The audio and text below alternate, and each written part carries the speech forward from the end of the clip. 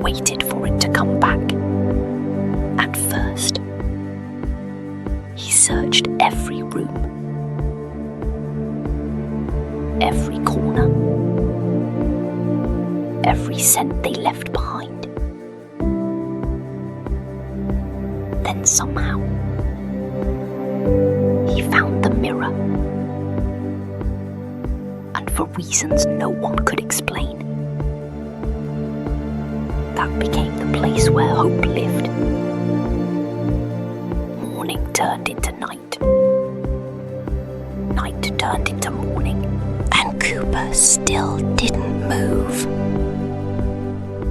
Days passed.